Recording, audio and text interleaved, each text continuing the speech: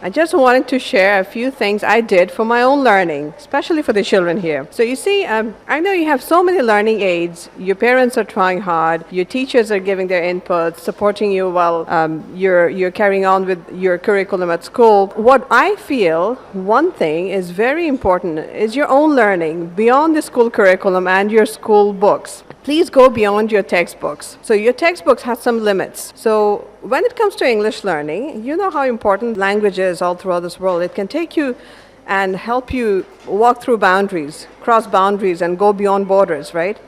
So when you're developing your English proficiency, it's very important what you read beyond your textbooks. Read stories, read comics, read newspapers, read articles, read anything. Even if you find, let's say, even if you find a pack or a box that has a few lines written in English, try to read that.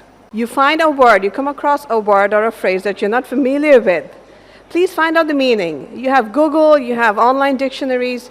These days, you don't even need to carry hard books. You don't need to carry paperback dictionaries, right? So in our times, we found it very difficult to go through dictionaries. So looking up dictionaries was one of the horrible things we had to do. We had to carry dictionaries, the small ones in our bags and big fat ones would always be in our study table or our shelves. But these days you're privileged. You have everything online, you have it on Google. You can find so many aids at hand. Make use of them. Make the best use of them. So this is one thing I'd like to advise all of you. And I'd also like to request the parents to support your children, not only with books and study materials that are within the school curriculum, but of course, please, it should be beyond what they're asked to read in the class. It should be beyond the classroom syllabus. Apart from reading, listen to things, listen to English conversations, watch movies of your own level. So you see, there are Netflix, there are other OTT platforms that we can watch the movies from. You can watch serials. So many things are made for children these days. Once again, you're privileged. Once again.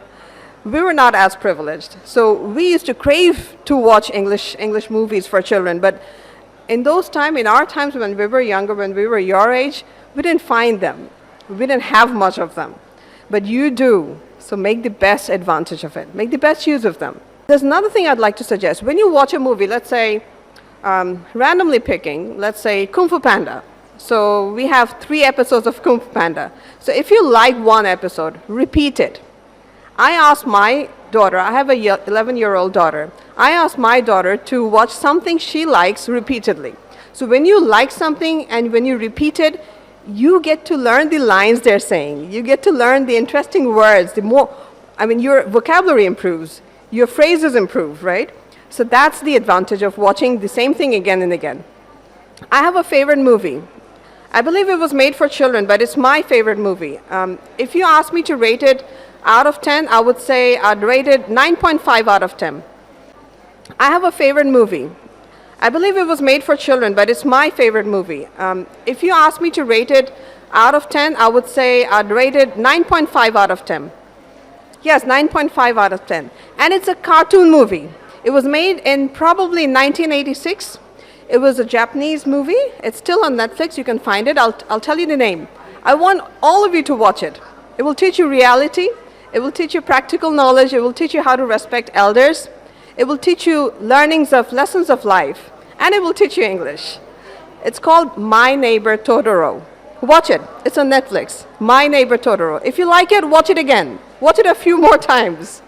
So whatever you like, repeat. Okay, now my third tip is say what you've learned. So if you've learned one word, try to use it the very next day or the very same day. So one word, apply it in a line. One phrase, apply it in a line. Say it a few times. Sometimes we stammer. Sometimes we get stuck at one word. Sometimes we get stuck at constructing a line, making it up, and we are not able to say it fluently, but we want to. Say it a few times when people are not around you.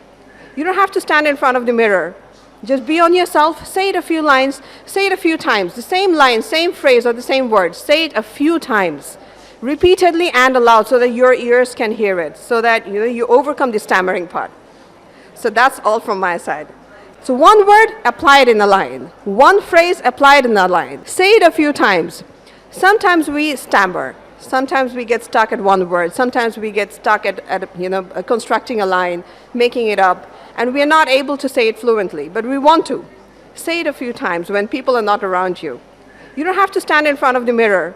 Just be on yourself, say it a few lines, say it a few times. The same line, same phrase, or the same word. Say it a few times, repeatedly and aloud, so that your ears can hear it, so that you overcome the stammering part. So that's all from my side. So remember the 3 tips. Read beyond your textbooks, watch a movie, your favorite movies in English, several times, repeat them, and say what you've learned. That will take you beyond your dreams. I wish you all the best. I know you're all brilliant. All these brilliant souls are all under the same roof in the same room. I wish you all the best. You're all the winners of the world. Thank you. All the best. Thank you.